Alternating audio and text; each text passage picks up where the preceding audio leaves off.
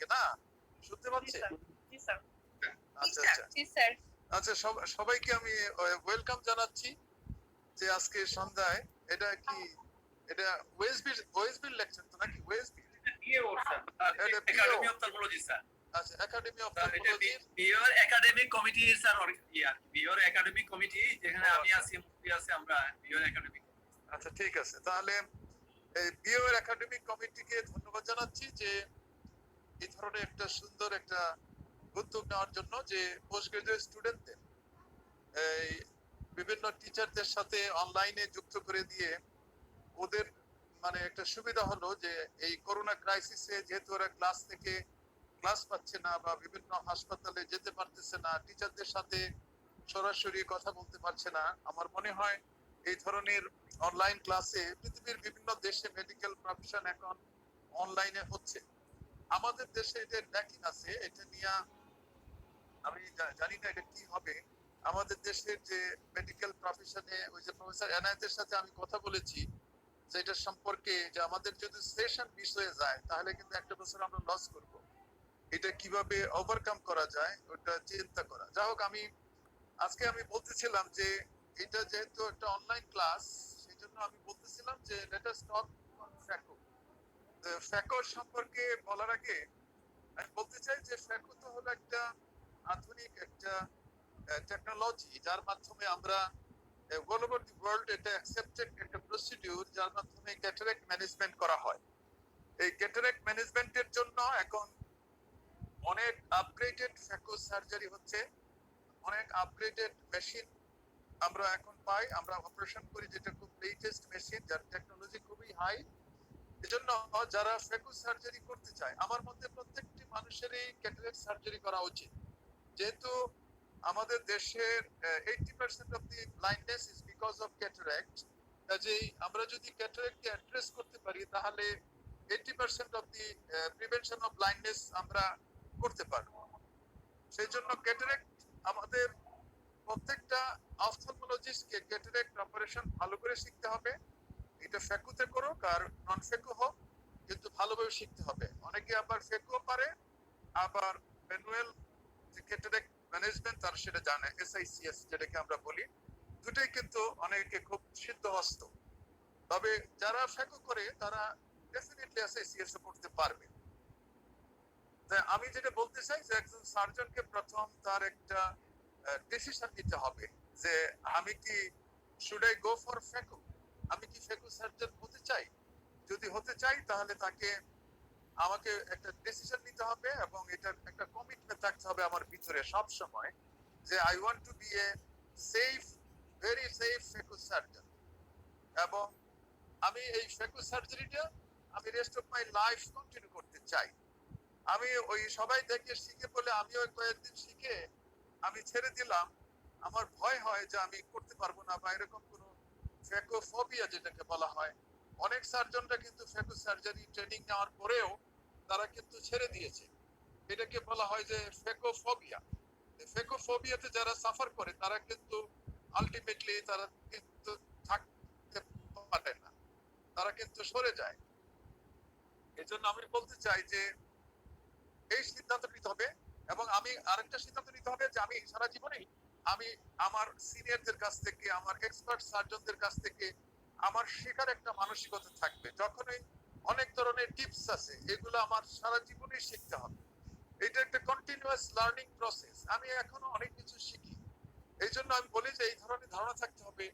অনেক সময় জুনিয়রদের কাছ থেকে অনেক কিছু নতুন নতুন শেখা যায় ইভেন ওটিতে যারা অনেকদিন কাজ করে তাদের কাছ থেকেও আমি অনেক কিছু শিখি এইগুলো কিন্তু শিখতে হবে এবং একটা জিনিস খুব ইম্পর্টেন্ট আমি মনে করি আমাদের দেশের যারা হাসপাতালে সরকারি হাসপাতালে যারা কাজ করে যারা হয়তো জুনিয়র লেভেলের যারা আছে assistant professor assistant professor registrar বা আরএস তারা সার্জারি করে পরের দিন এটাকে আর ফলো আপ করে না তারা ফলো আপ না করে এটা হয়তো অ্যাসিস্ট্যান্ট রেজিস্ট্রারকে বলে দিল তুমি দেখে দিও এইটা কিন্তু ঠিক না ফলো আপটা কিন্তু নিজে নিজে করতে হবে অভ্যাসটা করতে হবে নিজে ফলো আপ না করলে এখনো আমি কিন্তু আমার প্রত্যেকটা রোগী আমি ফলো আপ করি এটা না করা পর্যন্ত কিন্তু রোগীর সম্পর্কে বা আমার কোয়ালিটি অফ ওয়ার্ক সম্পর্কে আমি জানতে পারবো না এজন্য ফলো আপটা ইজ ভেরি ইম্পর্টেন্ট কোনো আইডেন্টিফাই করতে হবে ডিউরিং সার্জারি অথবা ইভেন আফটার সার্জারি হলে এটাকে গোপন না রেখে, এটাকে হাইড না করে আমাদের এটাকে জানাই দিতে হবে। এবং হাসপাতালে থাকলে হাসপাতালের অথরিটিকে অথবা প্রফেসর থাকলে তার আন্ডারে থাকলে প্রফেসরকে ইনফর্ম করতে হবে যে I have done this mistake. এইটা না বললে কিন্তু রোগীর ক্ষতি হবে এবং আমাদের শিখারও প্রবলেম হবে। আমরা কিন্তু জানতে পারবো না যে এই প্রবলেমটা কিভাবে সলভ করা যেত। এইটা কোন অবস্থায় করা যাবে না। কোনো প্রবলেম আইডেন্টিফাই হলে এক্সপার্টদের কাছে সাথে সাথে এটাকে শেয়ার করতে হবে। সিরিয়াস কোনো মিস্টেক হইলে এটাকে হাইড করা যাবে না। এটা হায়ার অথরিটিকে যে আমি কিন্তু লেন্সটাকে ড্রপ ডাউন হয়ে গেছে, আমি একটা লেন্স ড্রপ ডাউন হলো আবার উপরে আরেকটা লেন্স বসাই দিলাম সালকাসে, এটা যেন কখনো না করি। এইটা কিন্তু অথরিটিকে বলে দিতে হবে তাহলে, এবং প্রয়োজনে রোগীর কাছে ইনফরমেশনটা ইনফর্ম করতে হবে। কারণ আমরা জানি যে এটা হতেই পারে। এখন আরেকটা কথা হচ্ছে যখন একটা লার্নিং পিরিয়ডে, যখন নাকি ফ্যাকো লার্নিং কার্ভ পিরিয়ড, তখন অনেকে বলে যে ইভেন 500 সার্জারি পর্যন্ত লার্নিং কার্ভ থাকতে পারে। যদি লার্নিং পিরিয়ডে একজন স্কিলড সার্জনের সাথে in the presence of A skilled surgeon surgery করা আমার মনে হয় ভালো। মনে করো ওটিতে হয়তো 3টা টেবিল আছে, 2টা টেবিল হয়তো স্কিল সার্জনে কাজ করে, 3rd টেবিলে একজন যারা লার্নিং আছে, যারা লার্নার তাদেরকে হয়তো সে করলো in the presence of A skill surgeon. অথবা 2টা টেবিল থাকলে একটাতে স্কিল সার্জন করলো আর একটাতে হচ্ছে যে লার্নার স্টুডেন্ট যে সে করলো। এইভাবে in presence of skill surgeon করলে কনফিডেন্স বাড়বে, তুমি প্রবলেম হলে সাথে সাথে you can have and help from the skill surgeon. এটা কিন্তু ফেকো সার্জারিতে complication free surgery is never a guarantee. Phaco সার্জারিতে complication free surgery is never a guarantee, এটা কিন্তু মনে করতে হবে। এবং সবচেয়ে ইম্পর্টেন্ট হলো how a surgeon handle a case of complication, এটা হলো সবচেয়ে ইম্পর্টেন্ট। কমপ্লিকেশন কিন্তু হবেই ফেকো সার্জারিতে, শতকরা 1, 2, 3, 4টা কেসে কমপ্লিকেশন হতেই পারে, ইভেন স্কিল সার্জনদের হাতে হতে পারে। এইটাই অত ইম্পর্টেন্ট না, ইম্পর্টেন্ট হলো যে how a surgeon handle the complication, এটা হলো মোর ইম্পর্টেন্ট। কাজেই এইটা খুব মনে রাখতে হবে। আরেকটা জিনিস হলো যে আমাদের প্রত্যেকেরই, তোমরা এখন স্টুডেন্ট, তোমাদের মেইন কাজ হলো যে এখন তোমাদের মানে একটা ডিগ্রি নেওয়া, তুমি যে কোর্স আছে এটাকে সাকসেসফুলি কমপ্লিট করা। এটা এফসিপিএস হতে পারে, এমএস হতে পারে, ইভেন ডিপ্লোমা এমসিপিএস হতে পারে। এতে লজ্জার কোনো কিছু নাই। একটা রিকগনাইজড কোয়ালিফিকেশন থাকলেই হলো। রিকগনাইজড কোয়ালিফিকেশন, সবাই যে ফেলো হইতে হবে, সবাইকে মাস্টার্স হইতে হবে দরকার নাই। একটা মানে রিকগনাইজড ডিগ্রি থাকলেই হলো, যে ডিগ্রিতে তুমি you can write then you are an ophthalmologist, as qualified ophthalmologist. তাহলে education and training is a must, এটা অবশ্যই থাকতে হবে। তোমাকে একজন সার্জন হইতে হলে এডুকেশন এন্ড ট্রেনিং থাকতে হবে। তবে এডুকেশন এন্ড ট্রেনিং থাকলেই কিন্তু সাকসেসফুল সার্জিক্যাল প্রসিডিউর এনশিওর করা যাবে না। যে অনেক বড় শিক্ষিত বিজ্ঞ লোক, তার প্রচুর ট্রেনিং আছে, ইন্ডিয়াতে 2 বছর, বাংলাদেশে এনআইওতে 2 বছর, প্রচুর ট্রেনিং আছে, কিন্তু সার্জারি করে না, তাহলে তো তার একটা সেফ টেকনোলজি তার কাছে আশা করা যাবে না। এটা ডিপেন্ড করে, এটা হলো years of experience and successful surgery থাকতে হবে।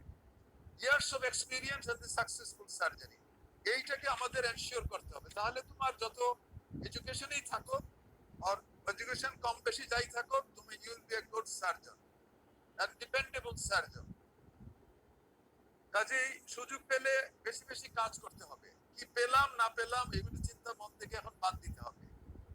মানে একদম সারাদিন, মানে সকাল সন্ধ্যা, প্রয়োজন রাত্রি পর্যন্ত কিন্তু আমরা কাজ করেছি এই ফ্যাকো শেখার জন্য।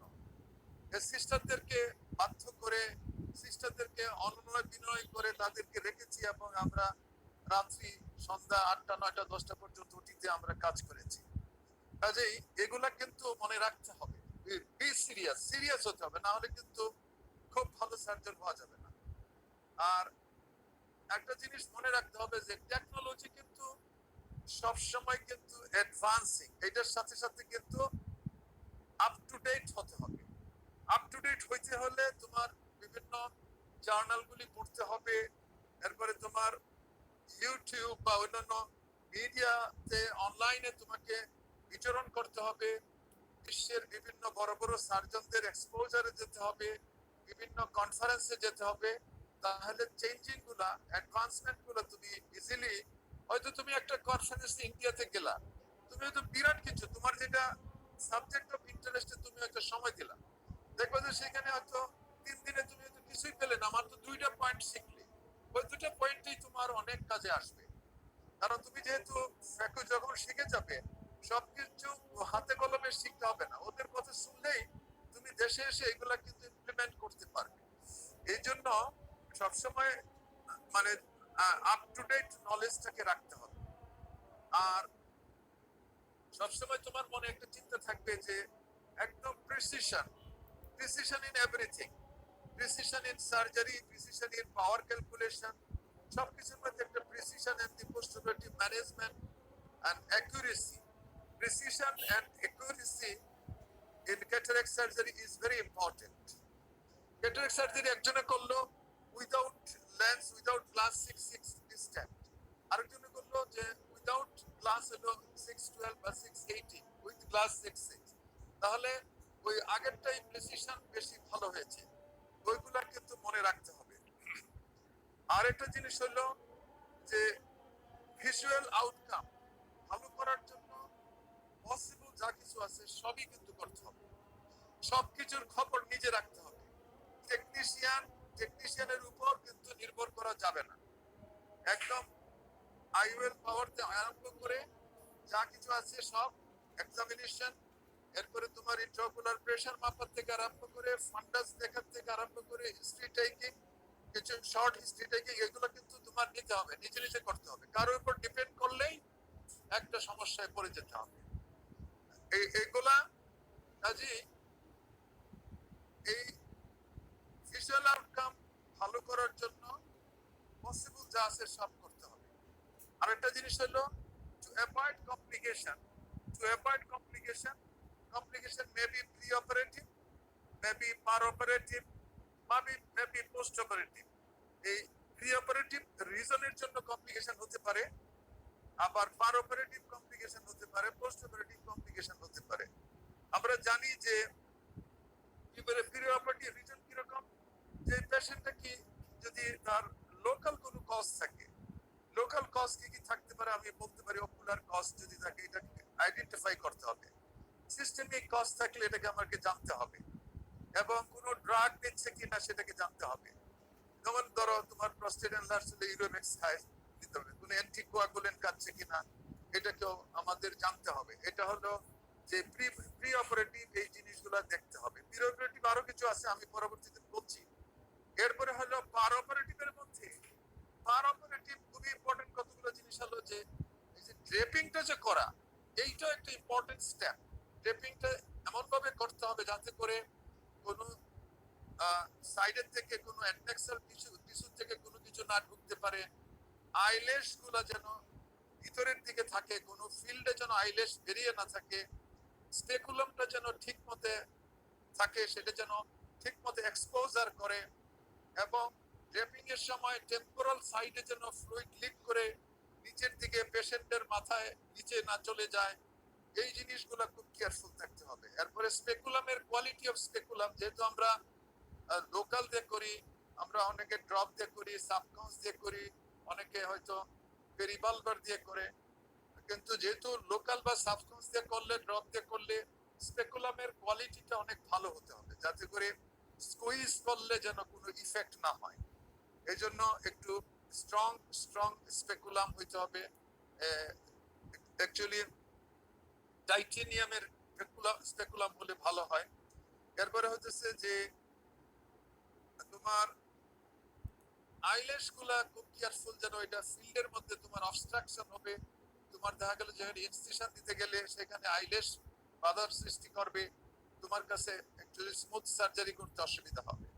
এবং পেশেন্টের হেড পজিশনিং, এটা কিন্তু হেডটা হবে যাতে করে চিজ আপ না হয়, হেড টিল্ট না হয়, এটা একদম 90 ডিগ্রি টুয়ার্ডস দ্য রোফ থাকবে, যাতে করে পেশেন্টের চোখটা 90 degree vertically above towards the roof থাকবে।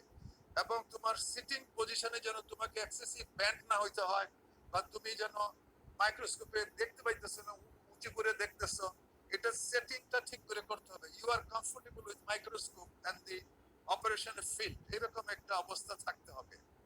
এবং মাইক্রোস্কোপের কোয়ালিটি তো ডেফিনেটলি ভালো হইতে হবে। এবং লাইট এবং ম্যাগনিফিকেশন, আমরা জানি যে অনেকে হাইলি ম্যাগনিফাইড করে কাজ করে, কিছুই দেখে না, কারণ ম্যাগনিফিকেশন ইজ তোমার indirectly related with the visibility and the তোমার থ্রি ডাইমেনশনাল ফিগার। যত বেশি ম্যাগনিফাইড করবা, দেখবা যে থ্রি ডাইমেনশনাল ফিগার তত লস্ট হচ্ছে। তখন তুমি depth perception, indirectly magnification actually directly proportional with the depth. Magnification বেশি হলে ডেপথ কম হবে, ম্যাগনিফিকেশন কম হলে ডেপথটা ভালো হবে, মাঝামাঝি ম্যাগনিফিকেশন থাকতে হবে। এই জন্য ডেপথ পারসেপশনের জন্য ম্যাগনিফিকেশন। আর লাইট আছে অনেকে ম্যাক্সিমাম 100% লাইট দিয়ে করে, 50% বা 50+ light is more than sufficient. বেশি লাইট দিলে কিন্তু ভিজিবিলিটি কমে যাবে, বেশি লাইট দিলে ভিজিবিলিটি কমে যাবে। একটা কোয়ালিটি মাইক্রোস্কোপে 50% লাইট, 50 to 60 এর মধ্যে ইজ ম্যাক্সিমাম লাইট আমি মনে করি। এইগুলো হলো পার অপারেটিভ ইস্যুস গুলো আমি বললাম। আর তোমার পোস্ট অপারেটিভ ইস্যুস যেগুলো আছে সেগুলো হলো যে আমরা যদি এই পার অপারেটিভ যদি বিটাডাইন দিয়ে ক্লিনিং করি, বিটাডাইন দিয়ে ভালো করে ক্লিনিং করি, তাহলে পোস্ট অপারেটিভ ইনফেকশন রেট কমে যাবে। আর একটা হলো ইন্ট্রাক্যামেরাল আমরা অ্যান্টিবায়োটিক দেই। আমি এখন ভিগামক্স দেই, ভিগামক্স দেই। ডায়াবেটিক সিরিঞ্জের 3 দাগ, ডায়াবেটিস সিরিঞ্জের 3 দাগ দিলেই হবে। ডায়াবেটিস সিরিঞ্জের মধ্যে 100টা ছোট দাগ আছে, কাজে 3টা ছোট দাগ পর্যন্ত দিলে, এটা ক্যালকুলেট করে, এখন এই ক্যালকুলেশনটা আমি বলতে পারবো না, এটাতে কত মিলিগ্রাম যাচ্ছে। এই ভিগামক্সটা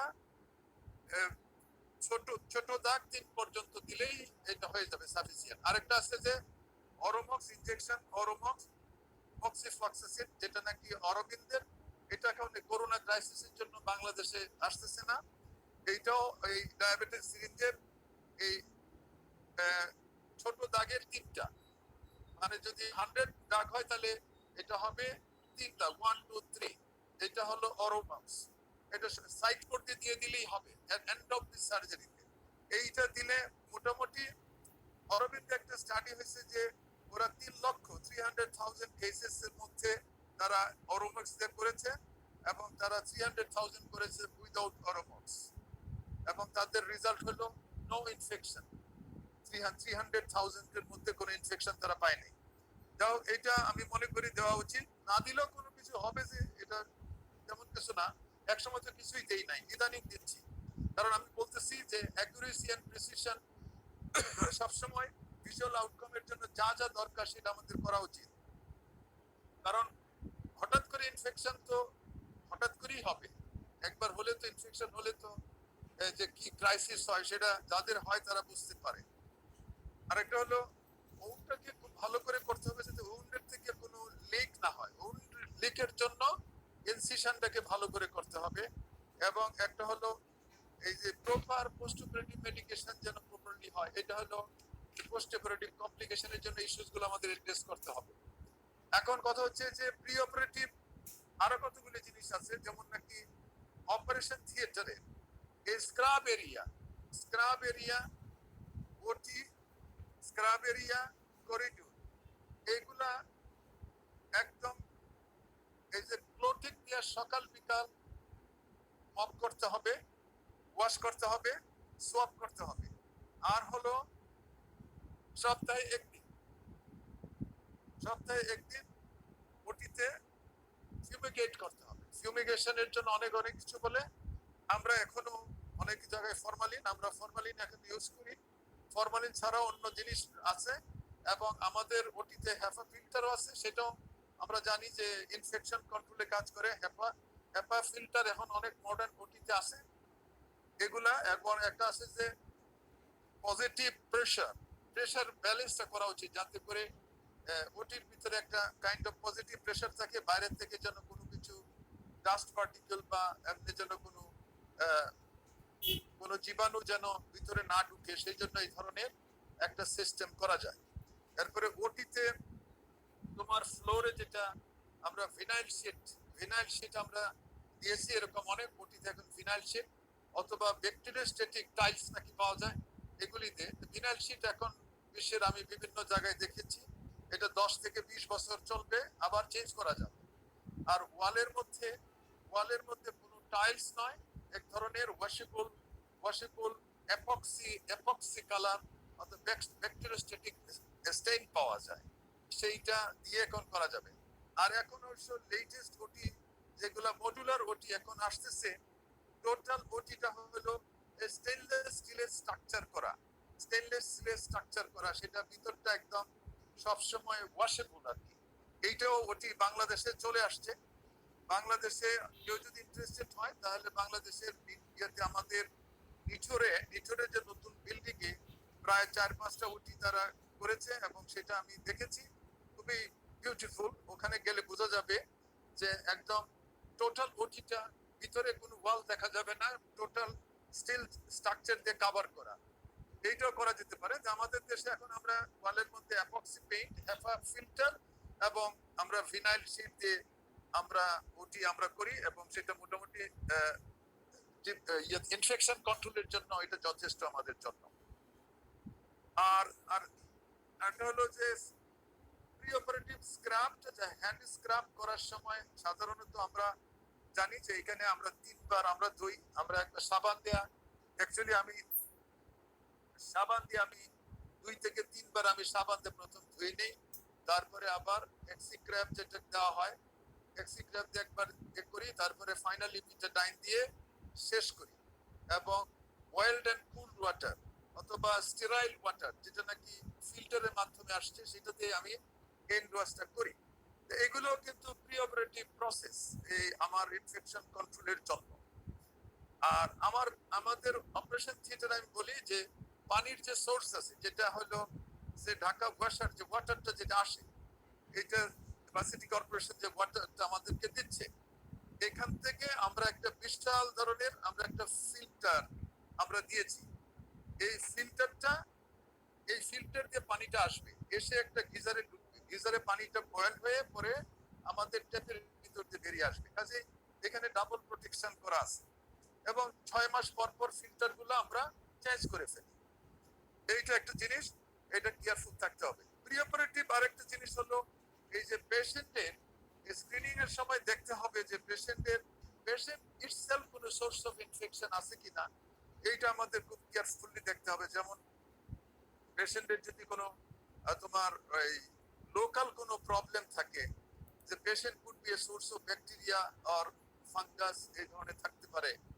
সেই জন্য বিশেষ অকুলার সারফেস যাদের হয়তো ক্রনিক ড্যাক্রোসিস্টাইটিস আছে অথবা ব্লেফারাইটিস আছে বা কোনো ইনফেকশন আছে, সেই ক্ষেত্রে রিকারেন্ট কনজাংটিভাইটিস হয়, এই ধরনের রোগী যদি থাকে তাহলে be careful. Immuno compromise patient যদি থাকে তাহলে পেশেন্টের যে অকুলার সারফেসে তুমি gram positive gram negative bacteria পেতে পারো। এর মধ্যে স্টেফাইলো ইপিডার্মাইটিস যেটা হয়, এটা হলো 70% পাওয়া যায় স্টেফাইলো ইপিডার্মাইটিস, আর স্টেফাইলো ওরিয়াস হলো 10%, স্টেপটোকক্কাস 9%, এন্টেরোকক্কাস তো থাকতে পারে 1 to 2%।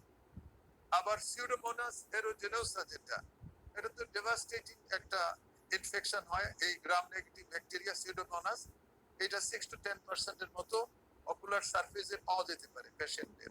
এই জন্য আমরা যে প্রি অপারেটিভ আমরা একটা অ্যান্টিবায়োটিক দেই, যাতে করে আওয়ারলি দেওয়া হয় 24 আওয়ার্স বিফোর সার্জারি, আমরা আওয়ারলি দিই। কোনো কোনো ক্ষেত্রে ফাঙ্গাসও পাওয়া যেতে পারে।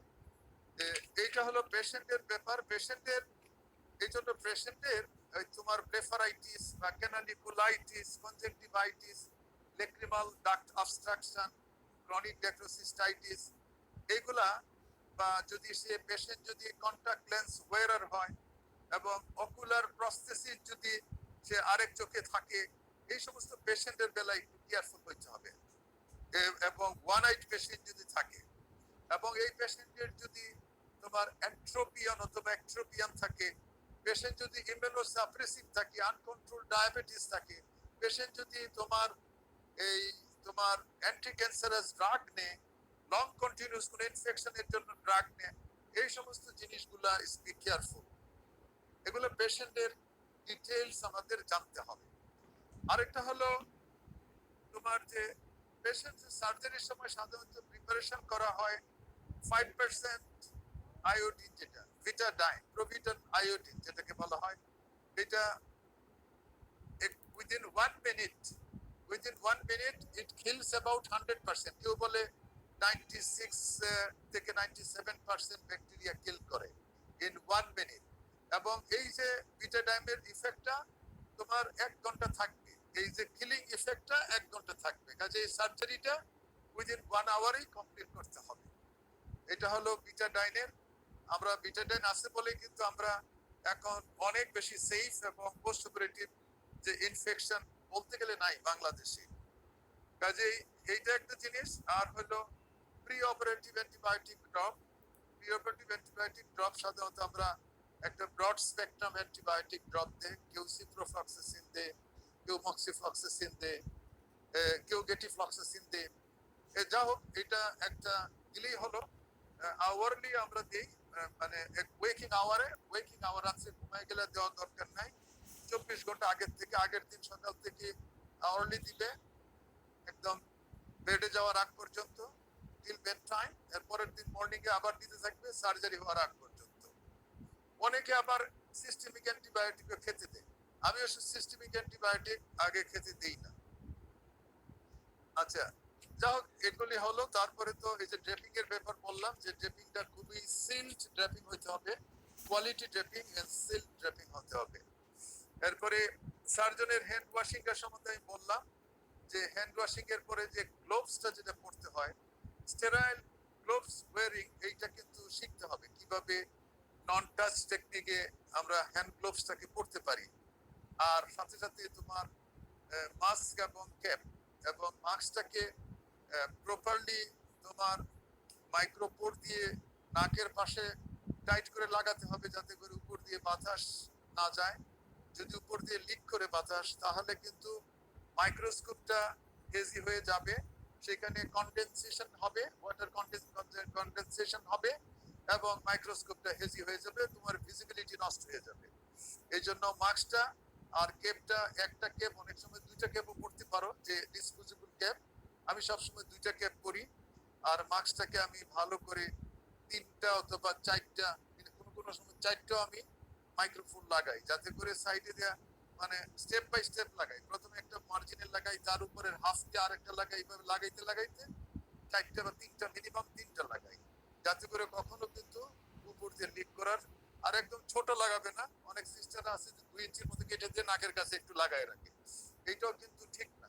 লাগাইতে হবে, প্রপারলি লাগাইতে হবে, এবং তোমার একদম নাকের এইখান থেকে এই পর্যন্ত, এদিকে এই পর্যন্ত লাগাতে হবে, যাতে করে তোমার উপর দিয়ে লিক না করতে পারে, তোমার শ্বাস প্রশ্বাস যাতে উপর দিয়ে বেরিয়ে আসতে না পারে। আচ্ছা, এখন হচ্ছে রিগার্ডিং দি ফ্যাকো সার্জারিতে আমরা জানি যে ফার্স্ট স্টেপ হচ্ছে যে ইনসিশন। এটা আমরা জানি যে ইনসিশনের বিভিন্ন ধরনের আছে। আমরা কেউ আছে যে কিছুটা স্ক্লেরাল ইনসিশন দেয়, কিছুটা ক্লিয়ার কর্নিয়াল ইনসিশন দেয়, আর কেউ দেয় হলো নিয়ার ক্লিয়ার কর্নিয়াল ইনসিশন। আমি কিন্তু always I prefer near clear corneal incision.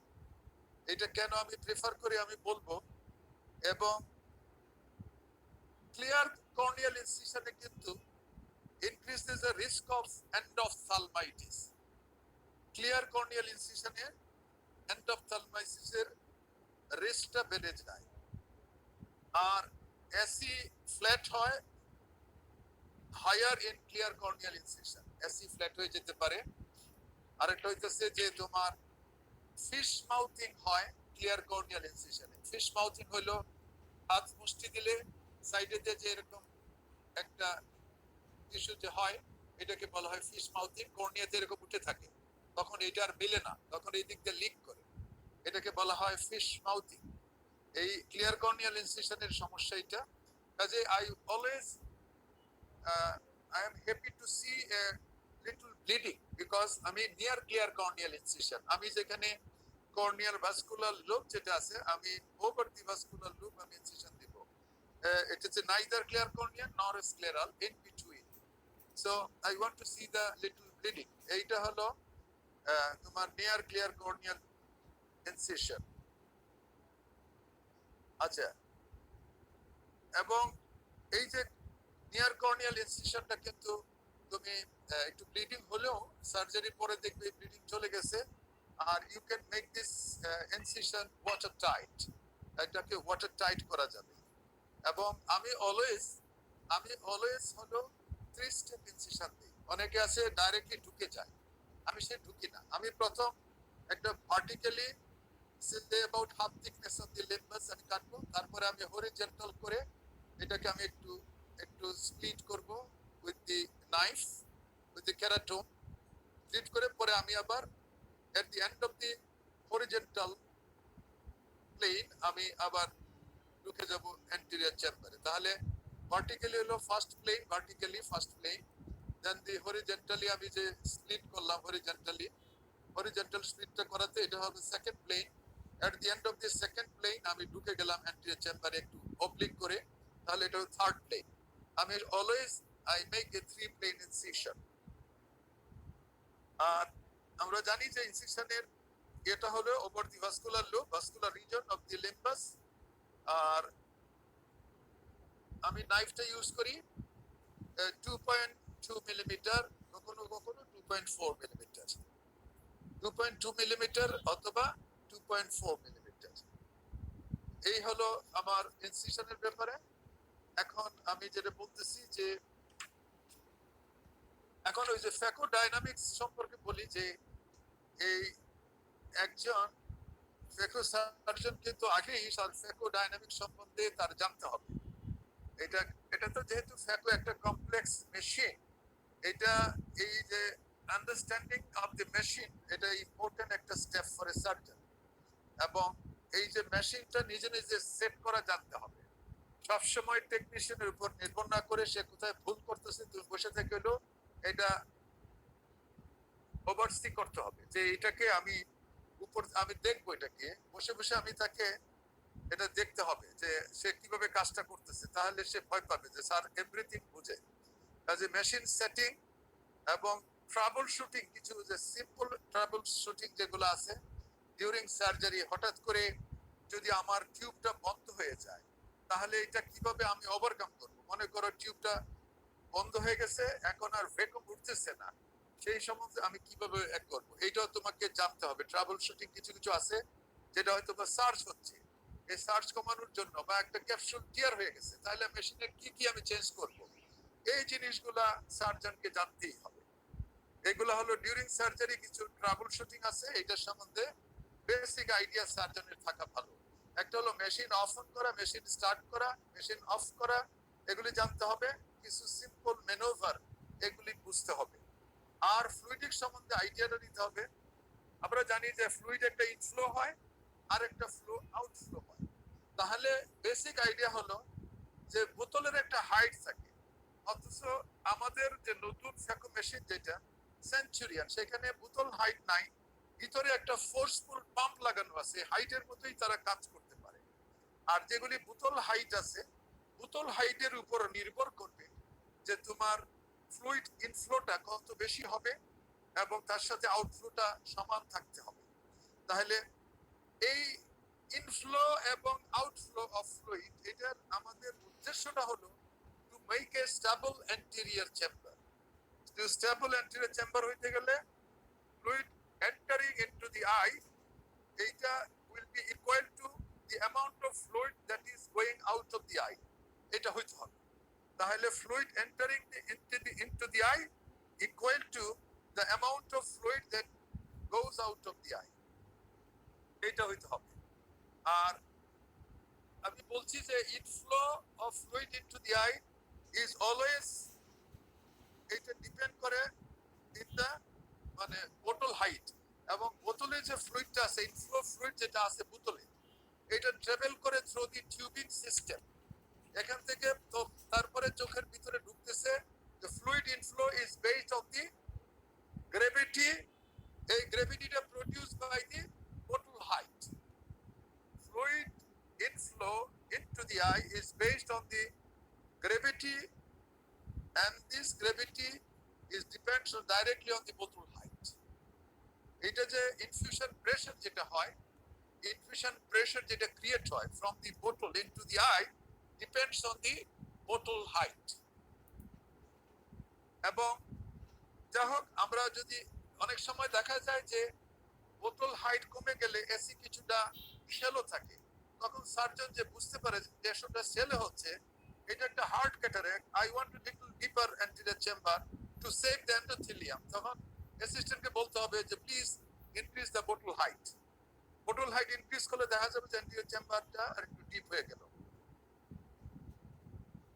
এই যে আমি বলছি যে লেটেস্ট ফেকো মেশিনে এখন ফোর্সড ইনফিউশন পাম্প ইউজ হয় বোতল এখানে কোনো ওই স্ট্যান্ড নাই যেখানে বোতল রাখা হবে এই ফ্লুইডটা ভিতরে দেওয়া হয় ফোর্সড ইনফিউশন পাম্পেই বোতল হাইটের মতো কাজ করবে এবং এবং একটা প্রিসেট আইওপি দেওয়া থাকে মেশিনের ভিতরে প্রিসেট আইওপি মনে করো এমনি যেগুলি নর্মাল ফেকো মেশিনে 60 70 এবং ইভেন 90 মিলিমিটার মার্কারি পর্যন্ত প্রেসার উঠতে পারে ডিউরিং ফেকো সার্জারি কিন্তু ওই যে নতুন মেশিন যেগুলো সেঞ্চুরিয়ান মেশিন যেটা এখন আমরা কাজ করি ওখানে কিন্তু ধরো আমাদের মতো যারা আমরা সার্জন এখন যারা সিনিয়র সার্জন আমরা 40 থেকে 50 ভিতরে কাজ করতে পারি তোমাদের ওই যে 40 থেকে 50 ভিতরে কাজ করলে মনে হবে আইটা বেশি সফট হয়ে আছে 60-65 এ কাজ করতে পারো কিন্তু আমি 45-50 মধ্যে কাজ করি আমি জানি যে এই ধরনের সার্জনরা এর মধ্যেই কাজ করে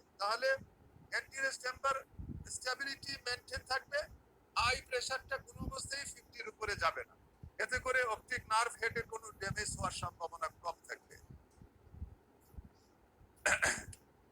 এখন যে ফ্লুইডটা চোখের থেকে বেরিয়ে যাচ্ছে এটাকে আমরা আউটফ্লো ফ্লুইড বলি আর যে ফ্লুইডটা চোখে ঢুকতেছে সেটাকে আমরা বলি ইনফ্লো ফ্লুইড যদি তাই হয় ইনফ্লো এবং আউটফ্লো ব্যালেন্স থাকতে হবে কোনো কারণে যদি তোমার ফ্লুইডটা বেশি বেরিয়ে যায় কোনো কারণে সাডেনলি তাহলে কিন্তু ফেকো মেশিনে সার্চ হবে সার্চ কাজেই আরেকটা জিনিস আছে যে অ্যাসপিরেশন ফ্লো রেট হলো একটা গিভেন টাইমে অ্যাসপিরেশন ফ্লো রেট হলো the volume of the fluid passing through the tubing system in a given time volume of the fluid passing through the tubing system in a given time that is cc per minute হলো aspiration flow rate যদি বেশি flow যদি তোমার আউটফ্লোটা যদি বেশি হয় তাহলে flat anterior chamber হবে সাডেন আউটফ্লো হলে সার্চ হবে সার্চ এবং শ্যালো অ্যান্টিরিয়র চেম্বারে ফেকো করলে পোস্টেরিয়র ক্যাপসুল রাপচার হওয়ার সম্ভাবনা বেশি আইরিস ট্রমা হওয়ার সম্ভাবনা বেশি কাজেই সবসময় ফ্লুইড ব্যালেন্সে কাজ করতে হবে ফ্লুইড ইমব্যালেন্স হইলে সমস্যা ফ্লুইড যদি আন্ডার প্রেসারাইজড হয় তাহলে ফ্লুইডটা যদি কম যায় চোখের ভিতরে তাহলে আন্ডার প্রেসারাইজ হবে আইবলের ভিতরে আন্ডার প্রেসারাইজ যদি থাকে তাহলে forward movement of the iris lens and capsule হবে because of the shallow or collapse anterior chamber যদি এই যে আন্ডার প্রেসারাইজড হবে ফ্লুইড কম ঢুকলে অথবা বেশি ফ্লুইড বেরিয়ে গেলে তাহলে চোখটাকে আন্ডার প্রেসারাইজ রাখলে তোমার লেন্স আইরিস এবং ক্যাপসুল অ্যান্টিরিয়রলি চলে যাবে because of the collapse shallow or collapse anterior chamber over pressurised হলে মানে ফ্লুইড কম বের হইতেছে ঢুকতেছে বেশি মনে করো বোতল হাইট অনেক বেশি তাহলে depending of the anterior chamber হবে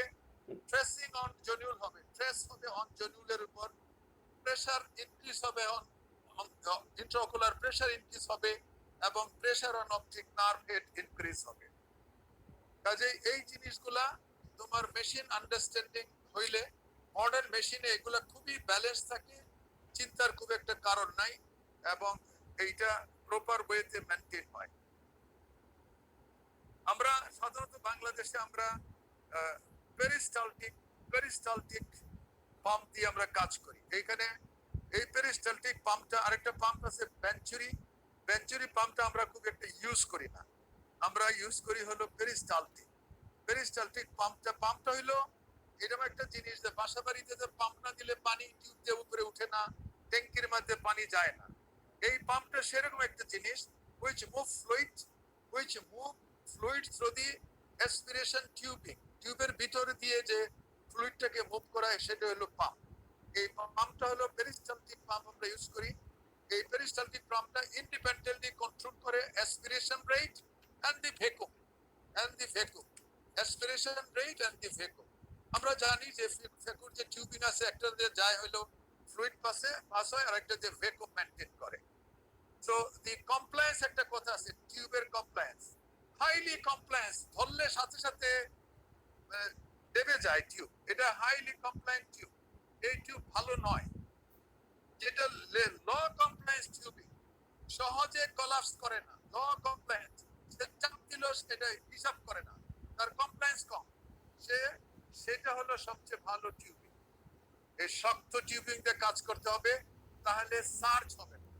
সার্চ হইতেছে যদি আউটফ্লোটা সাডেনলি exceeds the inflow, যদি outflow of fluid from the eye suddenly exceeds the inflow এবং একটা sudden rush of fluid চলে যায় from the anterior chamber, এটা করে তাহলে কি হয়, তখন এটা যখন মনে করো তুমি ফ্যাকো টিপে একটা হার্ড নিউক্লিয়াস তুমি একটা এঙ্গেজ করে তুমি এ করলা, এই pressure build up Corolla. Phaco মেশিনে যদি ভালো সেন্সর না থাকে, এই অ্যান্টেরিয়র চেম্বার যদি ঠিকমতো এটা ব্যালেন্স করার সেন্সর আছে, এগুলো যদি ভালো কাজ না করে, যখন নাকি এই অক্লুশনটা ব্রেক হবে, তখন সাডেনলি ঘাস ওয়াটার ফ্লুইড তখন চলে যাবে। তখন ফ্লুইড যখন বেড়ে যাবে ফ্রম দি অ্যান্টেরিয়র চেম্বার, তখন when the occlusion breaks, এইটাকে বলা হয় হলো সার্চ। এবং হায়ার যদি কমপ্লিয়েন্স টিউব থাকে, হায়ার কমপ্লিয়েন্স টিউব মানে 40 সফট হয়ে যায়, কমপ্লিয়েন্স অনেক বেশি, ওই টিউবগুলো থাকলে এটা লিডস টু গ্রেটার সার্চ। এবং সার্চ হওয়া মানে ফ্যাকো টিপে পোস্টেরিয়র ক্যাপসুল লেগে গেলে সর্বনাশ। কাজে সার্চ হলে সার্জনরা কাজ করতে অসুবিধা হয়, আমরা সবসময় সার্চকে অ্যাভয়েড করি। আরেকটা জিনিস হলো রাইস টাইম বলে। রাইস টাইমটা কি, আমাদের ফ্যাকো মেশিনে একটা ভ্যাকুয়াম সেট করা থাকে, এই time required to achieve a given vacuum preset, ওই প্রিসেট ভ্যাকুমে উঠার পায়ে চাপ দিয়ে রাখলাম, ফুট পেডালে চাপ দিলাম, ভ্যাকুম উঠতেছে, করে উঠতেছে। এই time required to achieve a given vacuum, যেটা প্রিসেট ইন দ্য মেশিন, এইটাকে ফর এ কমপ্লিট অক্লুশনের জন্য যে টাইম লাগে ওটাকে বলা হয় রাইস টাইম। এটাকে বলা হয় রাইস টাইম। কমপ্লিট অক্লুশন হতে যে একটা প্রিসেট ভ্যাকুমে উঠতে যে সময়টা লাগে সেটাকে আমরা বলি রাইস টাইম। অনেক মেশিন আছে এই ইচ্ছা করলে রাইস টাইমটা কমিয়ে নেওয়া যায়, পাওয়া দেওয়ার সাথে সাথে রাইস টাইমে চলে যেতে পারে। এইরকম এক্সপার্ট সার্জনরা তাই করে, অনেকক্ষণ বসে থাকতে চায় না, তারা চায় কুইকলি কাজ করতে। আচ্ছা, আরেকটা হলো, আমি আমার বক্তব্য প্রায় শেষের দিকে চলে আসছি, পরে হয়তো আমরা কোনো কোশ্চেন থাকলে আনসার দিব না। সেটা হলো ফুট প্যাডেলে আমরা জানি 3টা পজিশন আছে, 1 2 3। ফ্যাকো সার্জনের খেলাটা হলো 2 and 3 হলো ফ্যাকো সার্জনের খেলা। The main game is between 2 and 3। আমি যেটা বলি যে আমরা জানি যে একটা শুধু অ্যাসপিরেশন, একটাতে ফ্লুইড ঢুকতেছে, আরেকটাতে হলো অ্যাসপিরেশন, আর একটা হলো ভ্যাকুয়াম রাইজ করতেছে। এরপরে হইতেছে আরেকটা হইতেছে যে তোমার যে কাটিং যেটা হয়, যেটা হলো 3 নম্বর পজিশনে।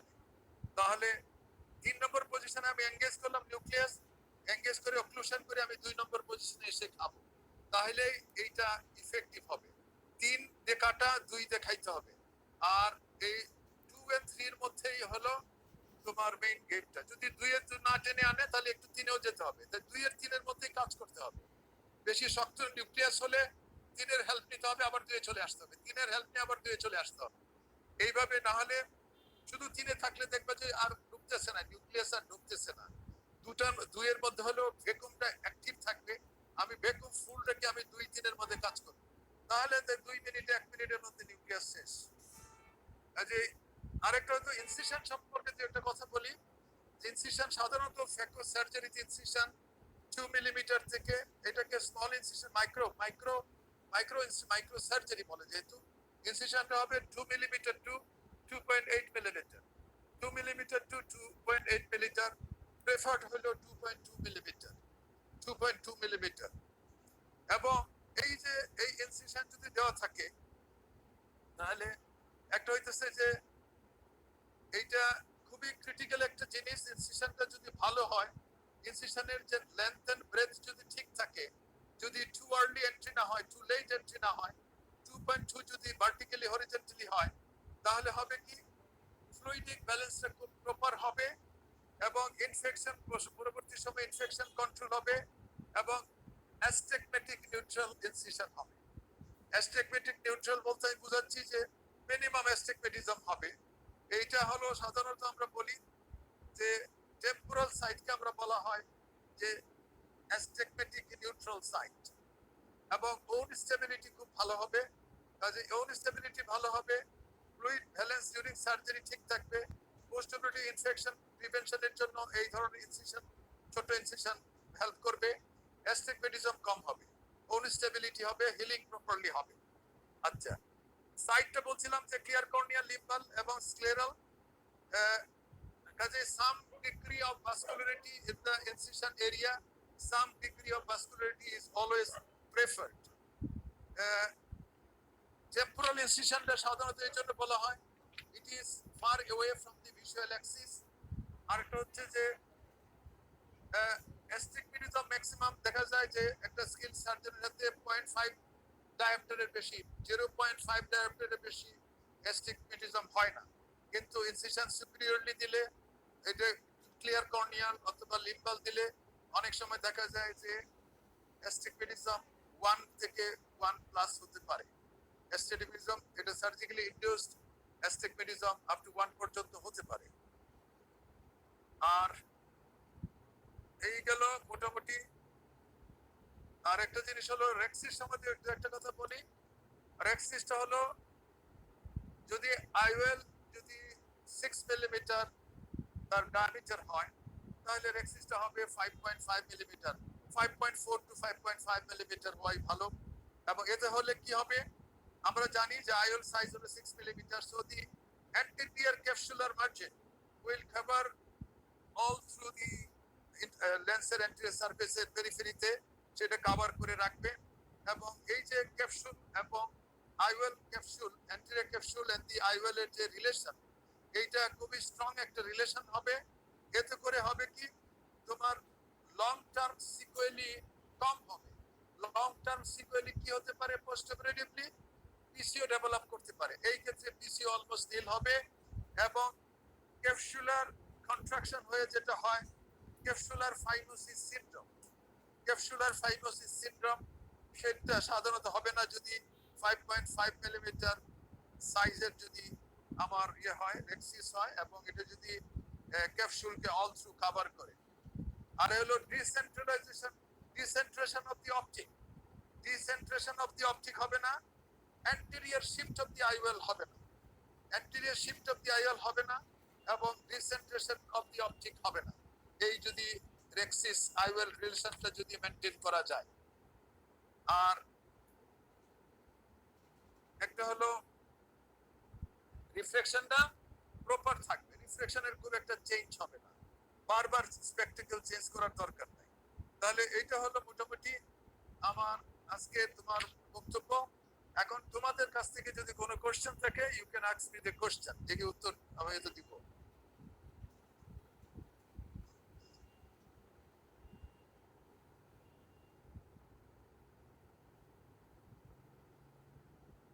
কারো কোনো কোশ্চেন আছে বুঝার? বলো। পরিচয় দিয়ে কোশ্চেন করে, পরিচয় দিয়ে, নাম এবং পরিচয়। যারা কোশ্চেন করো তারা আনমিউট হয়ে নিবা, না হলে কিন্তু আমি কিছুই শুনবো না। আনমিউট হয়ে নিতে হবে। স্যার এনাম বলছিলাম স্যার। হ্যাঁ বলো। স্যার ওই আমি মডারেট করছি তো স্যার, স্টুডেন্টরা ওই কিছু কোশ্চেন লিখে পাঠিয়েছে। একজন একটা কোশ্চেন যে ওর কোশ্চেনটা হলো যে অরোমক্স কি আই ড্রপ? না, অরোমক্স হলো ভায়োলের মধ্যে ইনজেকশন 1 ml। 1 ml এইটা আমরা যদি 1 ml যে আমরা 5 থেকে 6টা 7টা কেস পর্যন্ত দিতে পারবো। এইটা অরোমক্সটা তারা ইনজেকশন ভায়োল হিসাবে অ্যাম্পল, ইনজেকশনের অ্যাম্পল হিসাবে তারা এটা শুধু ইন্ট্রাক্যামেরাল ইউজের জন্য তৈরি করেছে। খুবই বিউটিফুল, ফ্যান্টাস্টিক। এটা স্ট্রেট হয়ে ডায়াবেটিস সিরিঞ্জে আমার মনে হয় যে 5cc সিরিজে হয়তো টেনে নিল, ডায়াবেটিক সিরিজে প্রত্যেকটার জন্য 0.3 0.4 করে নিয়ে একটু ফেলে দিয়ে এই যে 3 দাগ ডায়াবেটিক সিরিঞ্জে 3 দাগ, এটাকে 0.3 বলা যাবে না, পয়েন্ট হয়তো বলতে হবে 0.03 ml। যদি 100 দাগ হয় তাহলে 0.03 ml হবে না 3 দাগে? জি স্যার। তো কনসেন্ট্রেশন কনসেন্ট্রেশন তো এটা ওদের দেওয়া আছে, এটা হিসাব আছে, মানে ওটা নিয়ে কত মাইক্রো একটা লেভেল আছে, ওটা আমার কাছে মনে নাই, কিন্তু এটা এই আমরা হিসাব করে এবং ইন্ডিয়াতে একই করে ওটা জেনেই আমরা রবির সাথে কথা বলে, অরবিন্দের সাথে কথা বলে আমি এটা প্রায় 2-3 বছর এক নাগারে ইউজ করছি। খুবই খুবই কনফিডেন্টলি তুমি থাকতে পারো post operatively. Thank you sir. Sir আরেকটা কোশ্চেন করেছিল আরেকজন, ওর প্রশ্নটা হলো যে স্যার ভ্যাকুয়াম মেশিনের যে ভ্যাকুয়াম এই অ্যাসপিরেশন ফ্লো রেট যেটা এফ এর যেটা সিরাপের, এটার সাথে স্যার হলো যে ভ্যাকুয়াম পাওয়ারের কোনো রিলেশনশিপ আছে কিনা? ভ্যাকুয়ামের সাথে হ্যাঁ ভ্যাকুয়াম পাওয়ারের রিলেশন আছে। কারণ সাধারণত আমরা যখন হার্ট ক্যাটারেক্ট করি, ভেরি হার্ড, মনে করো গ্রেড 4, তাহলে কিন্তু ভ্যাকুয়ামের সাথে সাথে ভ্যাকুয়াম পাওয়ারও বাড়াতে হবে, ভ্যাকুয়াম পাওয়ারও বাড়াতে হবে, তা না হলে কিন্তু ওই হার্ট নিউক্লিয়াস ম্যানেজ করা যাবে না। তবে ভ্যাকুয়াম মেশিনের চেম্বার স্টেবল যেন থাকে, এটা কেয়ারফুল থাকতে হবে এবং খুবই স্মল পিস করে। ভ্যাকুয়াম না বাড়ালে তো গ্রেড 4 বা 5 যেটা মানে রোনেসেন্ট ক্যাটারেক্ট, এগুলো আবার তোমার যদি কাটিং পাওয়ার না বাড়াও তাহলে কিন্তু হবে না। তবে লেটেস্ট মেশিনে তো তোমার 100 করে দেওয়া থাকে, তোমার প্রিসেট করা থাকে 50, সার্জনের পায়ের মধ্যে থাকে সার্জন কতটুকু নিবে কতটুকু নিবে না, সার্জন ক্যান আন্ডারস্ট্যান্ড দ্যাট যে আমার কাজ হচ্ছে না, এটাতে আমি একটু বাড়াই দিলাম পা, তাহলে এটা বেড়ে যাবে। কাজে ওখানে যেগুলি লেটেস্ট মেশিনে তোমার ওই ম্যানুয়ালি আর বাড়াইতে হয় না, এটা 100 দেওয়া থাকে, এর মধ্যে প্রিসেট করা থাকে 50% অথবা 60%, এতে কাজ না হলে তুমি একটু ঢুকাইলে আর বেড়ে যাবে। স্যার আরেকটা কোশ্চেন আরেকজন করেছে, এটা হলো বার্স্ট মোড এবং পালস মোড এই ভ্যাকুয়াম মেশিনের, এটার অ্যাডভান্টেজ ডিসঅ্যাডভান্টেজ কি স্যার? এইটা অ্যাকচুয়ালি ডিসঅ্যাডভান্টেজ। আমি তো অনেক সময় কতগুলি ভ্যাকুয়াম মেশিন আছে যে ওইগুলি বাস্ট ফুটে ভালো কাজ করা যায়। বাস্ট ফুটটা মনে করো স্কাল্পিং করার পরে নিউক্লিয়াসটা ডিভিশন করার পরে তখন তুমি বাকিটা তুমি বাস্ট ফুটে করতে পারো। বাস্ট ফুটে এই লোরিয়েট মেশিনে বাস্ট ফুটে খুব ভালো কাজ করে, ওটা এই পালস ফুটে ভালো কাজ করে না। কাজেই এইটা আবার অনেক আল্ট্রাসাউন্ডে ভালো কাজ করে না। সেই ক্ষেত্রে এটা হলো ডিপেন্ড করে। তবে একটু বাস্ট মোডে একটু কেয়ারফুল থাকতে হবে যে এটা তো অনেক বেশি মানে কন্ট্রোল থাকতে হবে, পুষ্টির ক্যাপসুলটা কেয়ারফুলি দেখতে হবে, এসি ডেপথটা যেন ঠিক থাকে, আর একটু দরকার হলে একটু সম্মুখের দিকে এনে পিপলারি প্লেনে নিউক্লিয়াসটাকে এনে দিতে হবে বাসটা।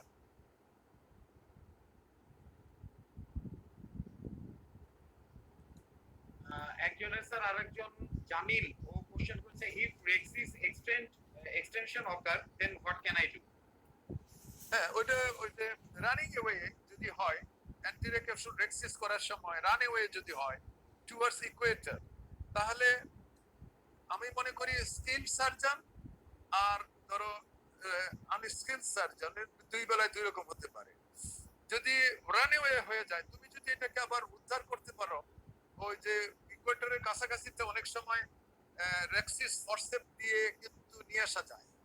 হয়তো রেক্সিসটা রাউন্ড হবে না, কিন্তু সেভ করে আনতে পারলে তুমি নরমালি করতে পারো। আর যদি দেখো যে না এটা আনা যাচ্ছে না, তাহলে এখানে ইউ স্টপ হিয়ার, স্টপ করে তখন তুমি এটাকে কনভার্সন করে তুমি নিউক্লিয়াসটাকে এসিতে এনে তোমার এসআইসিএস করে ফেলতে পারো, স্মল ইনসিশন ক্যাটারাক্ট সার্জারি যেতে পারো। আরেকটা হতে পারে আমি যেটা করি, আমি তখন চেষ্টা করি যে আদার সাইড থেকে রেক্সিস করে এটাকে কমপ্লিট করার জন্য, এবং রেক্সিস কমপ্লিট করতে পারলে নিউক্লিয়াসটা যদি সফট হয় বা গ্রেড 2 হয়, ইভেন গ্রেড 3 তে হয়, তাহলে আমি অ্যান্টেরিয়র চেম্বারে এনে আন্ডার প্রফিউজ ভিসকোলাস্টিক আমি অ্যান্টেরিয়র চেম্বারে রেখে রেখে আমি কাজ করব। এটা করা যায়। এতে অনেকে হয়তো এটা করতে সাহস করবে না, কিন্তু ওই পোস্টিরিয়র ক্যাপসুলে আর থাকা যাবে না। পোস্টিরিয়র ক্যাপসুল মধ্যে কোনো প্রেসার দেওয়া যাবে না, এটাকে আনতে হবে তোমার অ্যান্টেরিয়র ক্যাপসুলের উপরে নিয়ে আসতে হবে। দ্য পিপুলারি প্লেন অ্যান্টেরিয়র ক্যাপসুলের উপরে রেখে তোমাকে কাজ করতে হবে। এইটা করা যেতে পারে। আর যেটা আমি মনে করি যে যারা নাকি লার্নার বা যারা নাকি লার্নিং কার্ভে আছে, তাদের জন্য হলো ইনসিশন এনলার্জ করে তোমার সেফলি করে ফেলা, ওই কনভার্সন করা, স্মল ইনসিশন ক্যাটারাক্ট সার্জারি করে ফেলা। Thank you sir. আরেকজন কোশ্চেন করে জানতে চেয়েছে, how to manage the floppy iris syndrome in taking tamsulosin. হ্যাঁ, যদি যারা ইউরোম্যাক্স খায়, তাদের পিপুলটা সাধারণত মিড ডাইলেটেড হয়, খুব বেশি ডাইলেট হয় না। অনেক সময় সার্জারি করার সময় আরো ছোট হয়ে যায়, এবং তোমার 2.2 মিলিমিটার ইনসিশন দেওয়ার পরেও দেখা যাচ্ছে এই ইনসিশনের ভিতর দিয়েও তোমার আইরিস পিপ করে। এই সমস্ত খুবই কেয়ারফুলি এগুলি কাজ করতে হয়।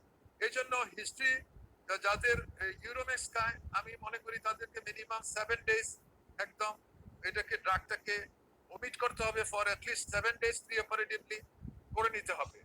এবং আরেকটা হলো, এটা জানা থাকলে তোমার এটা যতদূর ডাইলেট হয় ডাইলেট করতে হবে। প্রয়োজনে তাকে ওই যে অ্যানেসেইড ড্রপ যেগুলো আছে আমরা ইউজ করি, যেগুলা এগুলা এই ধরনের অ্যানেসেইড, যেটা ভালো অ্যানেসেইড যেগুলো আছে, এগুলা দিয়ে হয়তো ওই ডায়ালেটটা যাতে মেনটেন হয় এটা করতে হবে। আরেকটা জিনিস হলো এই ক্ষেত্রে ডেফিনেটলি আমি মনে করি যে ভিসকট প্লাস হলো মিথাইল সেলুলোজ প্লাস হলো ভিসকট, দুইটাই রাখতে হবে, রেডি রাখতে হবে। আর একটা রাখতে হবে আইরিস হুকও রাখা দরকার আছে, আর সার্জারিটা করার সময় যদি তোমার এই ইনসিশন যদি প্রবলেম হয়, তাহলে আরো বেশি প্রবলেম হবে। তো প্রপার ইনসিশনটা খুব কেয়ারফুলি করতে হবে। ইনসিশন দরকার হলে 1 স্টেপে না গিয়ে আমার মতো 3 স্টেপে যেতে হবে। ইনসিশন যাওয়ার পরে ভিসকোলাস্টিক দিয়ে প্রপার করতে হবে, রেক্সিসটা সাইজ মতো করে তোমার হাইড্রো ডিসেকশন করে আগে নিউক্লিয়াসটাকে 2 হাফস করে ফেলতে হবে। নিউক্লিয়াসটা 2 হাফস করে ফেলতে হলে 50% ওয়ার্ক ইজ ডান। এরপরে যদি আমি 4টে টুকরা করে নিতে পারি তাহলে আরো ভালো। এই সমস্ত ক্ষেত্রে আমি হয়তো 4 কোয়াড্রেন্ট আগে করে ফেলি, করে তখন আমার পিপুল যত ছোটই হোক ভিসকোলাস্টিক দিয়ে একটা করে হয়তো তোমার নিউক্লিয়াস সম্মুখে নিয়ে আসি, নিয়ে এসে পিপুল আস্তে আস্তে এটা খেতে হবে। খুব সময় নিতে হবে। অন্য সার্জারি করতে যা সময় লাগে প্রয়োজনে তার থেকে আরো বেশি ডাবল সময় নিয়ে এই কাজটা করতে হবে, তাহলে ওভারকাম করা যাবে। এবং আমি মনে করি এটা যেহেতু বেশি ডাইলেট হয় না, এই জন্য ভিজিবিলিটি খুব কম থাকে। আবার বেশি ফ্লুইড দিতে গেলেও তোমার ওইটার যে প্যারামিটারস গুলা মিডিয়াম প্যারামিটার থাকতে হবে। খুব বেশি ফ্লুইড গেলেও তখন ওই নৌকার পালের মতো কিন্তু আইরিসটা সবসময় দুলতে থাকে। এই সমস্ত কারণে খুব ফেকু টিপের মধ্যে বারবার ঢুকে যাওয়ার সম্ভাবনা আছে, এই দিকটা খেয়াল রাখতে হবে। কাজে এটা একটু ডিফিকাল্ট জব, কিন্তু ইটস পসিবল, এটা করা যায়। খুবই আস্তে করতে হবে। তবে টেকনিকটা হলো যে অ্যাসিড ডিপ করিয়া তোমার করতে হবে, ওই রেক্সিসটা প্রপারলি করতে হবে, করে এই স্ট্যান্সটা ভালো করে 2টা হাফ করতে হবে। 2টা হাফ করে পরে আন্ডার ভিসকোলাস্টিক, তখন আবার 4টি টুকরা নিলে সবচেয়ে ভালো, তাহলে আর সমস্যা হবে না। কিন্তু না করতে পারলে পরে আর নিউক্লিয়াস খুঁজে পাওয়া যাবে না। Thank you sir. Sir question তো অনেক আসছে স্যার, আমি কি আরেকটু সময় নিব স্যার? বলো, ঠিক আছে বলো, কয়টা বাজে? 9টা? 9টার বেশিও আছে। সাড়ে 9টা। আচ্ছা, আপনি একটু বলুন দেখি কি জানতে চান? একটা কোশ্চেন, তার দুইটা কোশ্চেন নেই স্যার। একটা স্যার হলো যে বলছে যে how to manage the sudden পারোভারি পজিটিভ ইন্টারেস্ট প্রেশার। এটা একটা খুব সুন্দর কোশ্চেন করছে। আমি যেটা করি, পজিটিভ প্রেশার সাধারণত থাকে যাদেরকে হয়তো ঠিক মতো এসিমক্স দেওয়া হয় না, এসিমক্স ঠিক মতো খাওয়ানো হয় নাই, মিনিমাম 2 ঘন্টা আগে না খাওয়াইলে এটার ইফেক্ট পাওয়া যায় না, এদের হতে পারে। আর পেশেন্ট যদি একটু মানে ইরিটেটিং পেশেন্ট থাকে, শর্ট নেক পেশেন্ট থাকে, পেশেন্টের যদি আমরা দেখছি যে অনেক সময় যাদের ওয়েট বেশি, ফ্যাটি পেশেন্ট, বড় দামি অনেক বড়, শুইতে পারে না, শ্বাসকষ্ট আছে, এই সমস্ত পেশেন্ট যারা ওটি টেবিলে অনেক কষ্ট করে, এরই সাধারণত এগুলি হয়। এই ক্ষেত্রে যদি হয় তাহলে মনে করো যে হয়ে গেছে, তখন তুমি ইউ টেক রেস্ট, তুমি মাইক্রোস্কোপে চোখ করো, করে দেখো যে কি অবস্থা, যদি এটা একটু সেটেল করো। রুগীর দরকার হলে তুমি একটু রুগীরে বলো যে আপনি একটু থাকেন, আপনি আপনার চোখে প্রেশার বেড়ে যাচ্ছে ভাই, আপনি একটু নাড়াচাড়া করবেন না, একটু সুস্থ থাকেন, মুখ খুলে দম নেন, এরকম করো। করার পরে যে জিনিসটা করা যায়, তোমার কাছে যদি তোমার ধরে নিতে হবে যে তুমি আজকে ইউ আর ট্র্যাপড, হ্যাঁ, যদি হয় এবং ইউ আর স্টাক, তাহলে তোমাকে ধরতে হবে যে আমার 1-1.5 ঘন্টা সময় এই রোগীর পিছিয়ে দিতে হবে। সেই ক্ষেত্রে একটা করা যেতে পারে যে তুমি রোগীটাকে যদি সার্ভিস দিয়ে থাকো তাহলে হয়তো একটু ব্লক দিয়ে নিতে পারো, কারণ একটু ব্লক দিয়ে নিতে পারো। আর 2 নম্বর হইতেছে তোমার কাছে যদি ওই ম্যানিটল থাকে তাহলে ম্যানিটল দিয়ে দিতে পারো। ম্যানিটল দিয়ে দরকার হলে ওটি টেবিলে ম্যানিটল দিয়ে চোখের পেট লাগাইয়া রুগীকে দরকার হলে আমার বাথরুমে পাঠাইয়া প্রস্তাব করাই নিয়ে আমার শুতে হবে, যদি সার্জারি করতে চাও। দিয়ে আর একটা হইতেছে আমি যেটা করি, এটা হলো বাইপাস সার্জারি। যেটা হলো আমি পার্সলানা দিয়ে আমি একটা 5 সিসি সিরিঞ্জের নিডল ঢুকাই, পার্সলানা দিয়ে ঢুকাই আমি কিছু বিটিএস ভিতর থেকে লিকুইড বিটিএস টেনে নিয়ে আসি। এটা অনেক সার্জনরাই করে, আমি করি এটা। পার্সোনাল টান দিলে দেখবা যে পেশেন্ট যদি এলডারলি হয় অন্তত 1 ml এর মতো লিকুইড বিটিএস চলে আসছে, তখন দেখবা যে তোমার চোখের সম্মুখে কর্নিয়া একদম এই ডাউনওয়ার্ড ডিম্পল হয়ে গেছে, ডাউনওয়ার্ড হয়ে গেছে, গর্তের মতো হয়ে নরম হয়ে গেছে, তখন তাড়াতাড়ি সার্জারি করে নিবা। আর যদি দেখো যে না এই সমস্ত মেনু করে কাজ হচ্ছে না, যদি মনে করো ভেরি টাইট আইবো, তাহলে তোমার এই দিন সার্জারি পোস্টপোন করা ইজ বেটার। সার্জারি যদি কনফিডেন্স সার্জন না হয়, ঠিক আছে আমি পার্সলানা দিয়ে ফ্লুইড টানলাম কিন্তু প্রেসার কমতেছে না, তাহলে বুঝতে হবে যে এইটা হয়তো তোমার এই যে খুব বেশি এরকম হইতে পারে যে হেমোরেজ হইতে পারে, অথবা করোইডাল সেপারেশন যেটা হয় সেটা হতে পারে। সেই ক্ষেত্রে কিন্তু তোমার পেট লাগাইয়া রোগীকে বলে করে মলম দিয়ে রোগীকে বলতে হবে ভাই আজকে পড়া গেল না, চোখের প্রেশার বেড়ে গেছে। তুমি যদি ইনসিশন না দিয়ে থাকো বা ইনসিশন যদি শুধু এন্ট্রি ইনসিশন দাও, তাহলেও কোনো ক্ষতি নাই, চোখের ভিতরে কোনো টাচ না করলে কোনো অসুবিধা নাই। সেই ক্ষেত্রে পোস্টপোন করা যেতে পারে, তবে তুমি ইনসিশন দিছো, তুমি ক্যাপসুল রেক্সিসও করে ফেলছো, তখন দেখলাম পজিটিভ প্রেশার হয়েছে, তখন তো তোমাকে এটা কমপ্লিট না করলে সমস্যা। সেই ক্ষেত্রে ম্যানিটল আসতে পারে, সেই ক্ষেত্রে পার্সলানা দিয়ে ফ্লুইড টেনে আইটাকে সফট করে নেওয়া যেতে পারে। তবে আমি আজ পর্যন্ত জীবনে একটা কেস বোধহয় আমি সাকসেসফুল হইতে পারি নাই, বাকি সব কিন্তু আমার এই সিস্টেমে হয়ে গেছে, ফ্লুইড টেনে কিন্তু আমি করে ফেলছি। কাজেই এইটা প্রত্যেক সার্জন যারা বেশি সার্জারি করবে এই ধরনের কমপ্লিকেশন একটা হতেই পারে। Thank you sir. আরেকটা কোশ্চেন স্যার, বলো how to manage Descemet slipping during fat. আচ্ছা, এইটা খুবই সোজা একটা জিনিস। ডেসিমেট স্লিপিং সাধারণত হয় কিছু আছে যে যাদের নাকি কোলাজেন ভাস্কুলার ডিজিজ থাকে, বা এলডারলি পেশেন্ট থাকে, বা তোমার ওই যে কর্নিয়া যে এন্ডোথেলিয়াল গাঁঠাটা যাদের থাকে, এই যে এই ধরনের ডিজেনারেটিভ চেঞ্জ যাদের থাকে, তাদের বেলা এটা হয়। কাজেই এন্ডোথেলিয়াল এক্সক্রিশনস যাদের থাকে তাদের বেলায় হয়। কাজেই আর যদি তুমি ভূতা নাইফে একটার পর একটা সার্জারি করতেছো, ওই হয়তো টেম্পোরাল সাইট অথবা সুপিরিয়রলি তুমি যখন ঢুকলা, ওই নাইফের টিপেও লেগে অনেক সময় উঠে যায়। উঠে গেলে পরে পরবর্তী সার্জারি করার সময় আস্তে আস্তে ফ্লুইডের ধাক্কাতে খুলে যেতে পারে। এন্ডোথেলিয়াল যদি সেপারেশন হয়ে যায়, ডেসিমেট সেপারেশন যদি হয়ে যায়, তাহলে ভয় পাওয়ার কিছু কারণ নেই। তুমি ডেসিমেটটা এরকম একটা জিনিস, তুমি যদি আবার ঠিক মতো বসায় দিতে পারো,